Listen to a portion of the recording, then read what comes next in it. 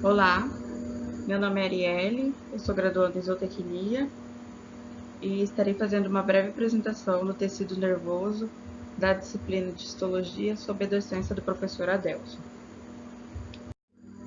Tecido nervoso.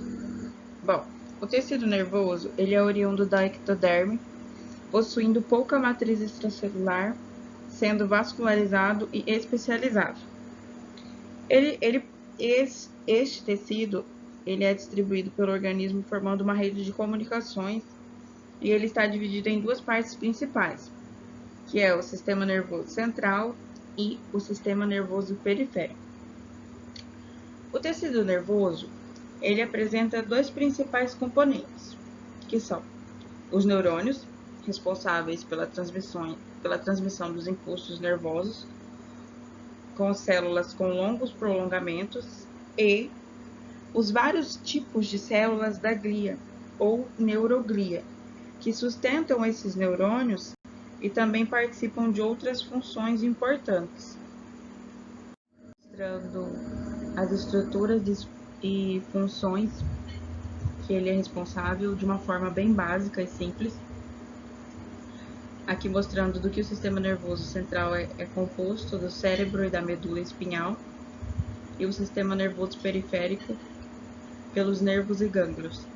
Os neurônios aferentes são responsáveis por receber os estímulos sensoriais e conduzir esse impulso até o sistema nervoso central, e do sistema nervoso central, os neurônios eferentes transmitem esses impulsos, ou seja, eles geram as respostas aos estímulos. Quanto às funções do sistema nervoso. As funções fundamentais do sistema nervoso são a de detectar, transmitir, analisar e utilizar as informações. Informações essas que são geradas pelos estímulos sensoriais, seja ela representada por calor, por luz, energia ou até mesmo as modificações químicas do ambiente, tanto interno quanto externo. E também tem a função de organizar, coordenar direto ou indiretamente o funcionamento de quase todas as funções do organismo, entre as quais podem se destacar as funções motoras, viscerais, endócrinas e psíquicas. E não menos importante, a função da estabilidade das condições intrínsecas do organismo, como a pressão sanguínea, a tensão de O2 e CO2, o teor da glicose, os hormônios e o pH do sangue.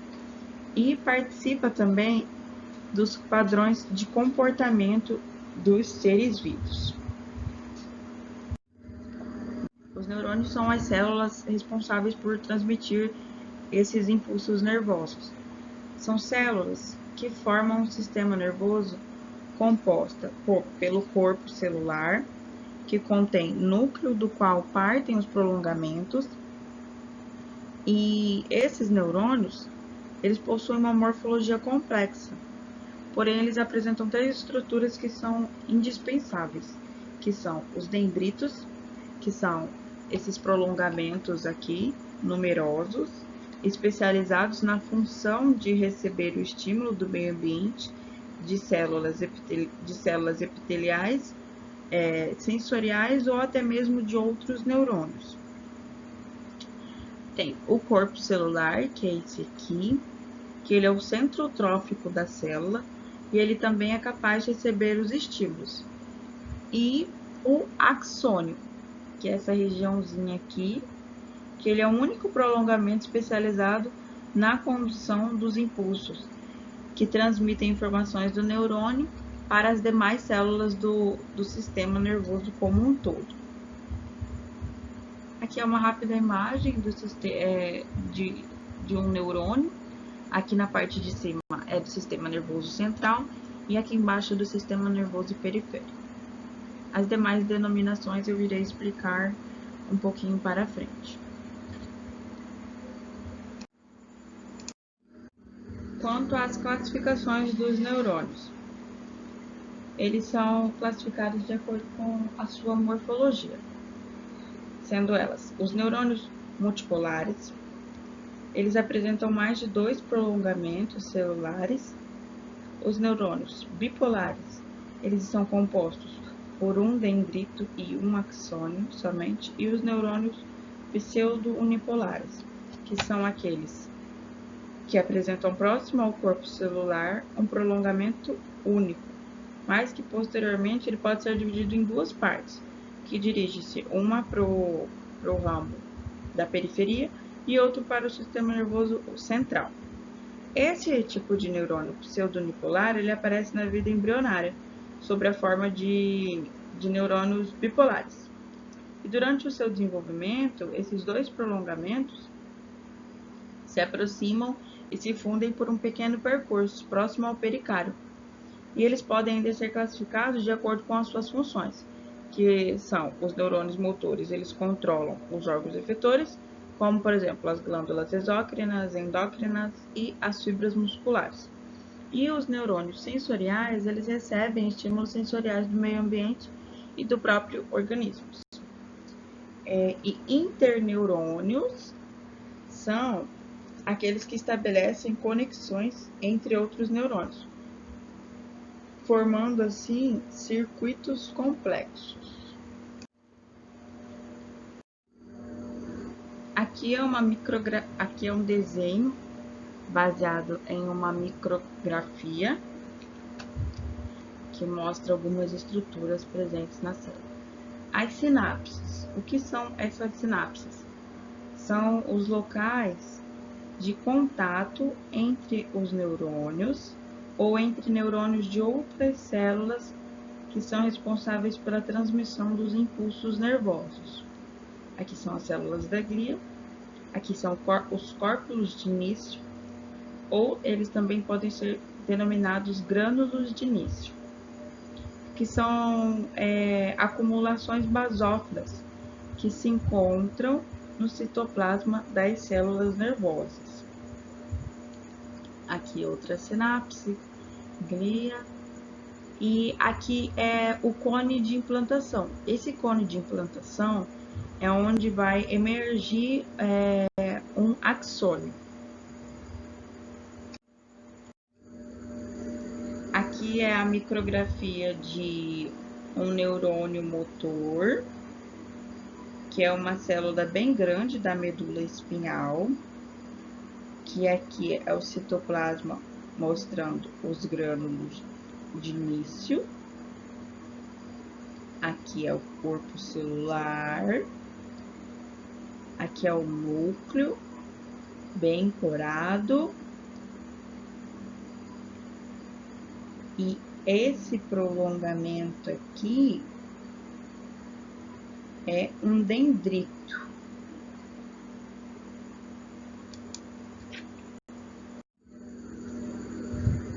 Bom, potenciais de membrana. O que seria esse potencial de membrana? A célula nervosa, ela possui moléculas na membrana que são bombas ou canais para o transporte de íons para dentro e para fora do citoplasma. O axolema, ou também chamado de membrana plasmática do axônio, ele bombeia sódio para fora do axoplasma. E aí ele mantém uma concentração de sódio que é apenas 1/10 da concentração no fluido extracelular. E ao contrário disso, a concentração de potássio é mantida muito mais baixa do que no fluido extracelular. Então, sendo assim, existe uma diferença de potencial através dessa membrana, sendo que o interior é negativo em relação ao exterior. E este é o potencial de repouso da membrana, que é quando o neurônio é estimulado, os canais iônicos se abrem e ocorre um rápido influxo do sódio extracelular, que é um íon cuja caracterização é muito mais alta no fluido extracelular do que no citoplasma. E esse influxo altera o potencial de repouso, e o interior do axônio se torna positivo em relação ao meio extracelular, originando assim o potencial de ação ou o impulso nervoso. Comunicação sináptica. Bom, a sinapse ela é responsável pela transmissão dos impulsos. Essas sinapses, elas são locais de contato entre os neurônios, né, ou entre os neurônios e outras células efetoras, como, por exemplo, as células musculares e glandulares. A função primordial dessas sinapses são de transformar um sinal elétrico, né, ou impulso nervoso propriamente dito, do neurônio pré-sináptico em um sinal químico que atua sobre a célula pós-sináptica. A maioria dessas sinapses, elas transmitem informações por meio da liberação de neurotransmissores. E o que seriam esses neurotransmissores? Eles são substâncias que, quando eles se combinam com proteínas receptoras, eles abrem ou fecham os canais iônicos, ou então desencadeiam uma cascata molecular na célula pós-sináptica, que produz segundos mensageiros intracelulares. E os neuromodeladores, eles são mensageiros químicos que não agem diretamente sobre as sinapses, porém eles modificam a sensibilidade neuronal aos estímulos sinápticos excitatórios ou os inibitórios. Essa sinapse, ela se constitui por um terminal axônico terminal pré-sináptico, que traz o sinal, ou uma região na superfície da outra célula, onde se gera um novo sinal terminal pós-sináptico e um espaço delgado entre os dois terminais, a fenda pós-sináptica, que é essa aqui. Essa aqui é uma explicação bem básica, que mostra, ela mostra que esse terminal pré-sináptico ele vai receber o impulso, né? Aí vai despolarizar essa membrana pré-sináptica, que ela vai induzir uma breve abertura desse canal de cálcio, e aí o influxo de cálcio ele promove a exocitose das vesículas sinápticas, que liberam esses neurotransmissores, e aí eles passam aqui pela fenda pós-sináptica. Esse neurotransmissor ele reage com os receptores e promove a despolarização da membrana pós-sináptica. E aí sai por aqui, pela região pós-sináptica. Depois acontece a recuperação da membrana pelas vesículas cobertas. E há também tipos de sinapses, que são a somática, axossomática ou axodendrítica, que é a sinapse de um axônio com o corpo celular. Existe a axodendrítica, que é a sinapse com dendrito, esse aqui, e a axônica, que são entre dois axônios. As células da glia e a atividade neuronal. Bom, de acordo com a descrição da literatura, a glia ou a neuroglia inclui-se vários tipos celulares presentes no sistema nervoso, ao lado dos neurônios. E para facilitar o estudo da morfologia das células da neuroglia, é utilizado métodos especiais de impregnação pela prata ou pelo ouro, por exemplo, para ficar mais visível a olho de microscópios. E o tecido nervoso, ele tem apenas uma quantidade mínima de material extracelular. E as células da glia, elas fornecem um microambiente adequado para os neurônios e desempenham ainda outras funções, começando pelos oligodendrócitos.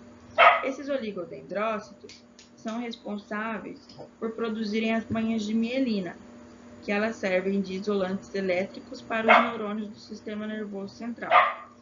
E eles possuem prolongamentos que se enrolam em volta dos axônios, produzindo assim a bainha de mielina. As células de Schwann, elas também possuem a mesma função que os oligodendrócitos, porém elas atuam na produção de bainha de mielina em outro lugar, que é o sistema nervoso periférico, que cada célula de Schwann ela vai formar a mielina em torno de um segmento de um único axônio. Os astrócitos. Esses astrócitos, eles ligam os neurônios aos capilares sanguíneos e à pia mater, que é uma camada delgada do tecido conjuntivo que reveste o sistema nervoso central. Eles são responsáveis também por participar do controle da composição iônica e molecular do ambiente extracelular dos neurônios, como também de influenciar a atividade e a sobrevivência desses neurônios. São células de forma estrelada com múltiplos processos irradiando do corpo celular, que tem a presença são dois tipos, os astrócitos protoplasmáticos e os astrócitos fibrosos, que a gente vai ver as imagens. E as células ependimárias são células epiteliais colunares que elas revestem os ventrículos do cérebro e o canal de entrada da medula espinhal. Em alguns lugares, elas podem apresentar características ciliadas, o que facilita essa movimentação do líquido cefalorraquidiano. E por fim, não menos importante, a microglia, que são células pequenas e alongadas com prolongamentos curtos e irregulares. São as células fagocitárias que participam da inflamação e da reparação do sistema nervoso central. Quando essas células são ativadas, elas retraem seus prolongamentos, assumindo a forma dos macrófagos, e elas se tornam fagocitárias apresentando antígenos. Essa microglia, ela também é responsável por secretar diversas citocinas, reguladoras do processo imunitário e que remove restos celulares que possam surgir nas lesões do sistema nervoso central. Aqui são as fotos. Esse é o astrócito protoplasmático, o astrócito fibroso, aqui a microglia e aqui os oligodendrócitos. Esse é apenas um desenho simples das células da neuroglia. Aqui é uma fotomicrografia que foi realizada pelo método de impregnação metálica de Golgi. Aqui são vasos sanguíneos e aqui são astrócitos fibrosos em torno dos vasos sanguíneos. Aqui na letra B são astrócitos protoplasmáticos. Aqui na letra C são as células da microglia. E aqui na letra D são os oligodendrócitos. Aqui é uma imagem da bainha de mielina do sistema nervoso central. Que é que esse oligodendrócito ele forma a bainha de mielina para diversas fibras nervosas.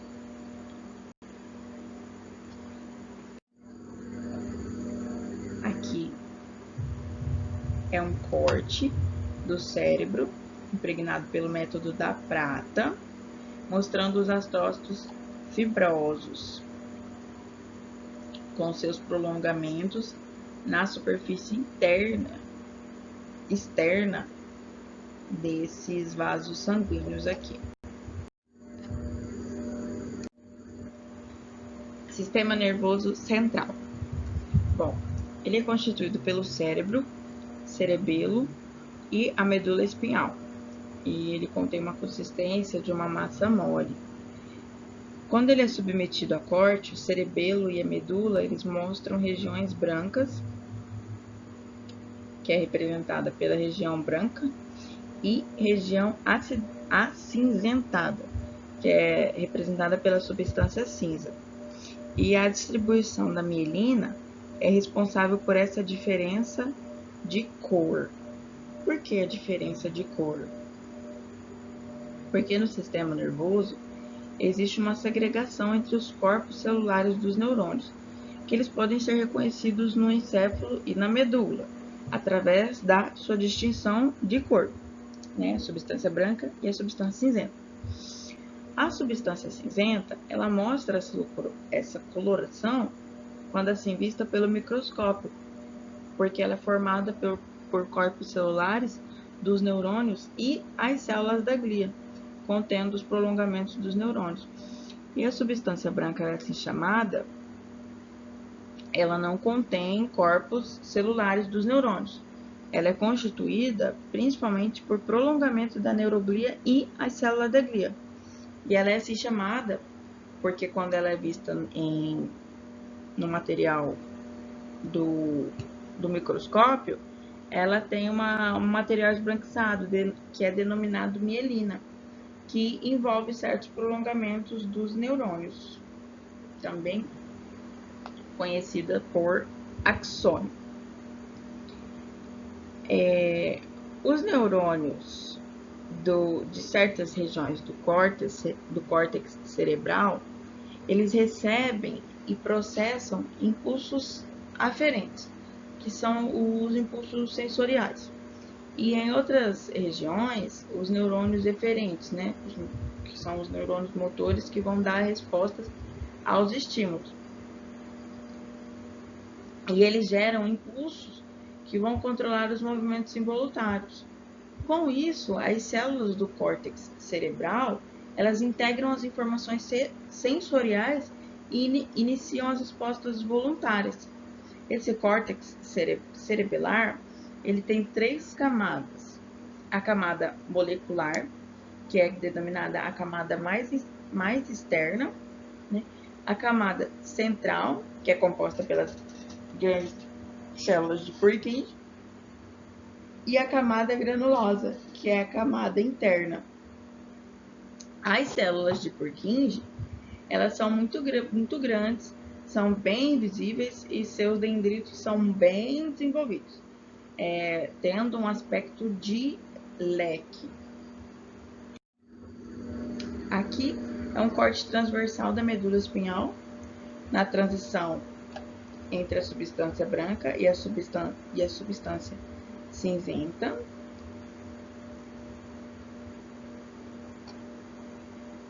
Dá para se notar os corpos celulares aqui na substância cinzenta, enquanto na substância branca consiste principalmente nas fibras nervosas, cuja essa mielina ela foi parcialmente dissolvida, né, pelo processo histológico. Aqui é uma fotomicrografia mostrando as 3 camadas principais que cobre essa célula. Aqui é a camada molecular, a mais externa, a camada média, né, que faz essa repartição entre a molecular e a granulosa, que é denominada e conhecida pelas células de Purkinje, e a camada granulosa, que é a mais interna. Aqui é uma imagem do corte, onde aparecem as 3 camadas do cerebelo, a molecular mais externa, a célula de Purkinje medial ali, e as células granulosas mais internas. Aqui na literatura é conhecido como a célula de Purkinje e parte da sua rica arborização dendrítica. Aqui foi confeccionado pelo método de hematoxilina e eosina. Aqui também é um corte transversal, cérebro, onde mostra as fibras nervosas pela substância branca e a substância cinzenta composta pelo neurônio, pelo núcleo da célula da glia e as fibras nervosas. Aqui são 2 cortes mostrando a substância cinzenta da medula espinhal, que mostra os diversos neurônios motores com citoplasma basófilo, devido à presença de muitos corpos de início aqui. os nucléolos podem ser vistos dentro de alguns núcleos.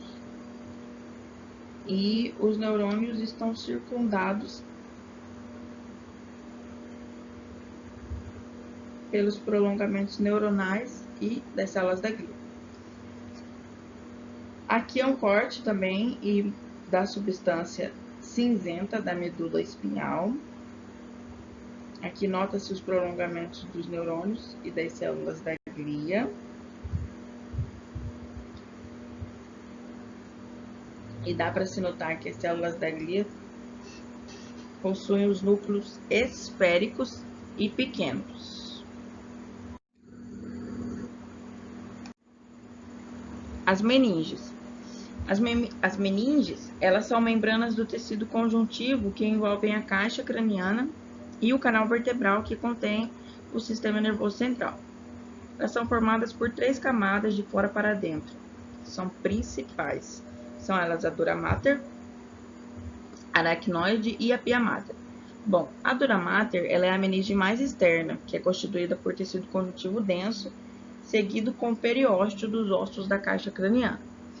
Essa dura mater, que envolve a medula, ela é separada do periósteo das vértebras, formando assim entre os dois espaços peridural. Esse espaço ele é composto por veias de parede muito delgada, que é o tecido conjuntivo frouxo e o tecido adiposo.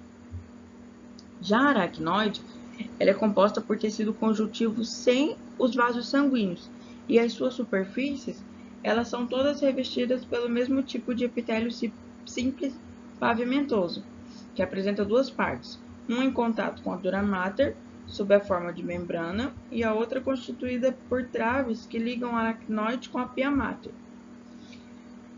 As cavidades entre as traves conjuntivas, elas formam um espaço subaracnoide, ele que possui líquor, o líquido cefalorraquidiano, e comunica-se com os ventrículos cerebrais, porém eles não têm ligação com o espaço subdural.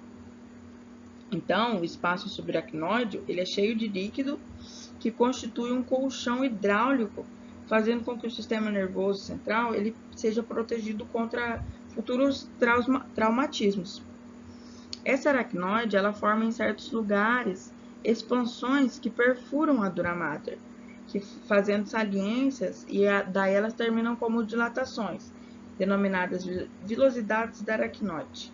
E a função dessa vilosidade é de transferir o líquido cefalorraquidiano para o sangue. E por fim a pia mater, ela é muito vascularizada e ela é aderente ao tecido nervoso, embora ela não tenha contato direto com as fibras nervosas, né? Mas entre a pia mater e os elementos nervosos situam-se os prolongamentos dos astrócitos, que formam uma camada delgada e unem-se firmemente à face interna da pia mater. Esses vasos sanguíneos eles penetram no interior nervoso, no tecido nervoso, por meio de túneis revestidos por pia mater, que são espaços perivasculares. E a pia mater ela desaparece antes que os vasos se formem em capilares. E também tem a barreira hematoencefálica, que ela funciona como uma barreira funcional que dificulta a passagem de certas substâncias, como alguns antibióticos, agentes químicos e toxinas do sangue para o tecido nervoso. Aqui é a estrutura de uma meninge, que mostra a superposição da pia mater, a aracnoide e a dura mater. Aqui mostra os astrócitos, que eles formam um arcabouço e uma camada contínua que envolve os vasos sanguíneos.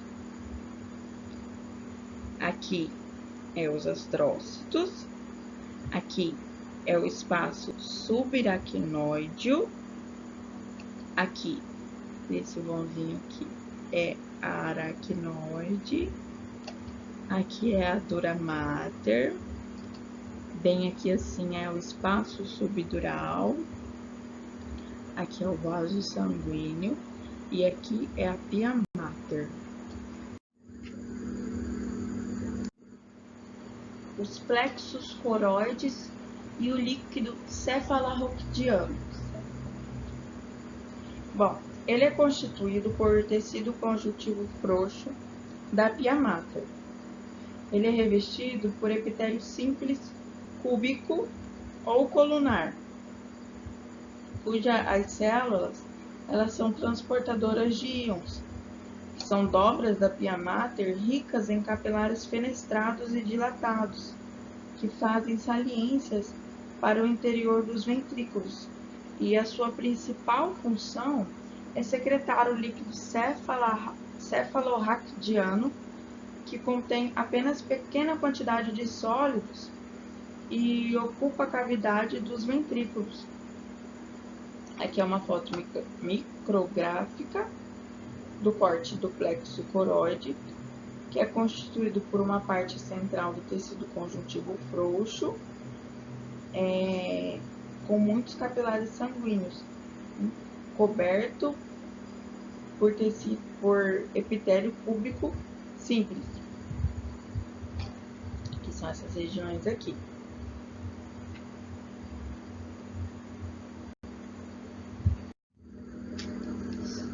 Bom, sistema nervoso periférico. O sistema nervoso periférico ele é constituído pelos nervos, gânglios e terminações nervosas. A fibra nervosa como um principal componente desse sistema nervoso periférico, que essas fibras elas são constituídas por um axônio e as suas bainhas envoltórias. Nas fibras periféricas, a célula envoltória é a célula de Schwann. Axônios de pequeno diâmetro, eles são envolvidos por uma única dobra da célula envoltória, constituindo as fibras nervosas amielínicas. Nos axônios mais calibrosos, a célula envoltória forma uma dobra enrolada em espiral em torno do axônio. Quanto mais calibroso esse axônio, maior é o número de envoltórios. E o conjunto desses envoltórios concêntricos é denominado fibras nervosas mielínicas, que vamos ver as imagens delas agora. Aqui é o desenho de uma fibra amielínica, que é cada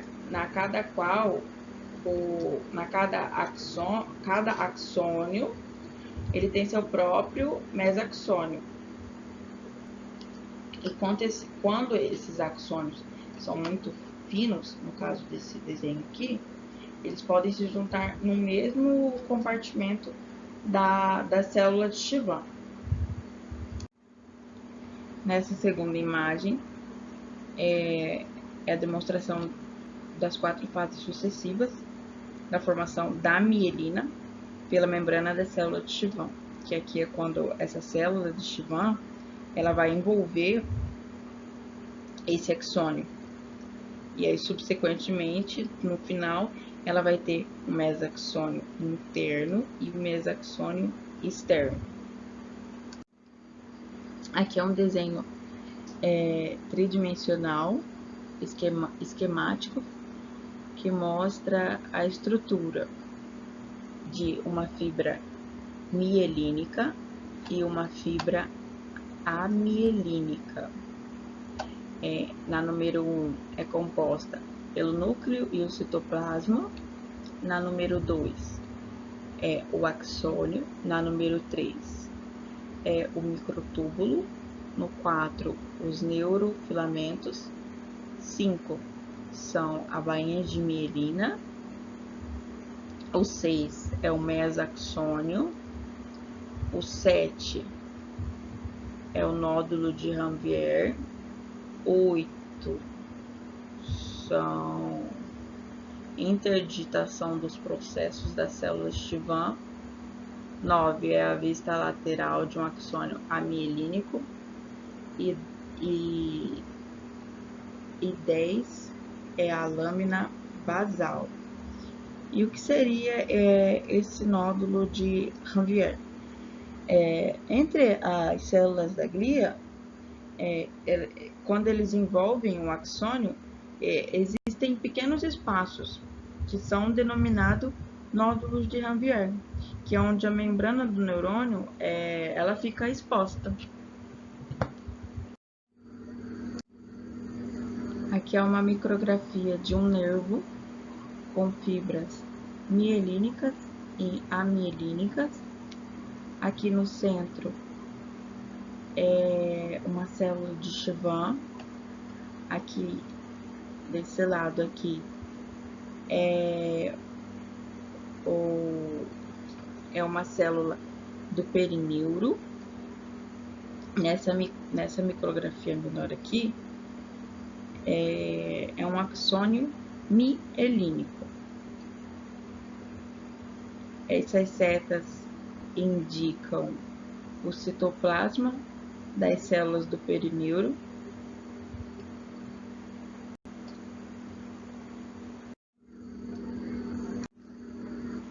Esse desenho é caracterizado pela incisura de Schmidt-Lanternin.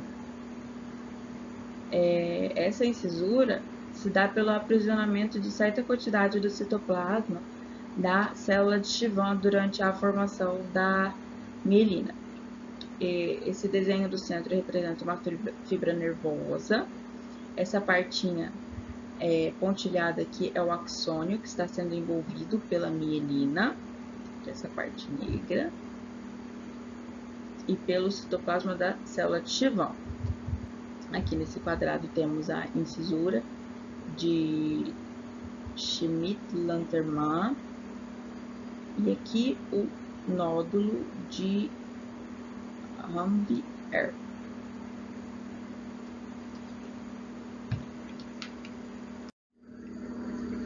Nervos e gânglios.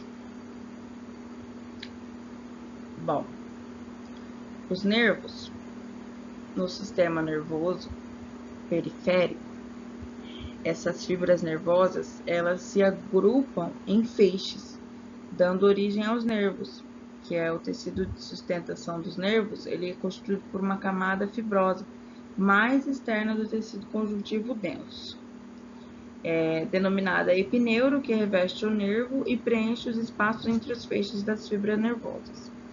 Cada feixe desse ele é revestido por uma bainha de várias camadas das células, e cada feixe é revestido por uma bainha de várias camadas das células achatadas, justapostas, denominadas perineuro.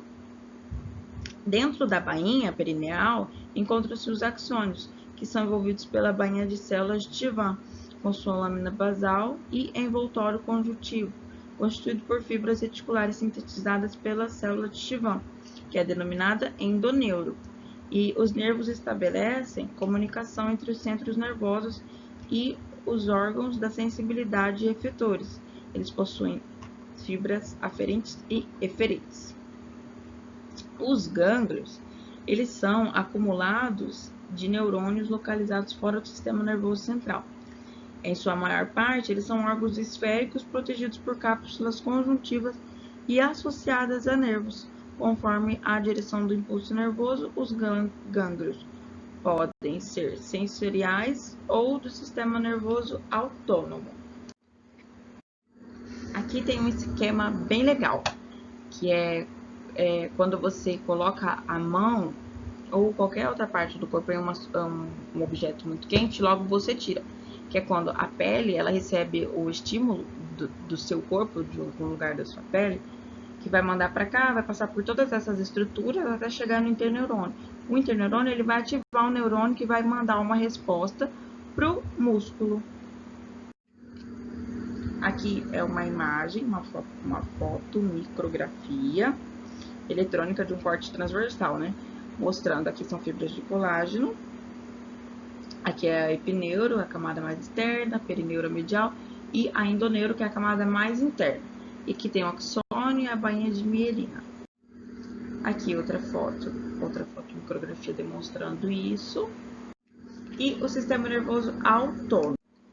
Esse sistema nervoso autônomo ele está ligado ao controle da musculatura lisa, com a modulação do ritmo cardíaco e com a secreção de algumas glândulas. A sua função primordial é ajustar certas atividades do organismo, mantendo assim a homeostase. E ele é formado e dividido por duas partes distintas, são o sistema nervoso simpático e o parasimpático. O sistema simpático é responsável pelos núcleos nervosos que localizam-se nas porções torácicas e lombar da medula espinhal.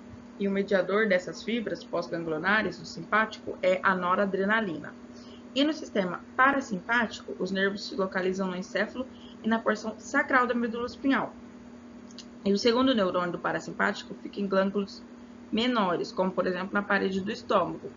E o seu mediador químico é a acetilcolina. E essa distribuição é dada na maioria dos órgãos inervados pelo sistema nervoso autônomo, que recebe fibras do simpático e parasimpático. Por exemplo, a estimulação do simpático acelera o ritmo cardíaco, ao passo que a estimulação das fibras parasimpáticas diminui esse ritmo. A bibliografia e as imagens foram todas extraídas da literatura de histologia básica de Junqueira e Carneiro. E é isso. Obrigada.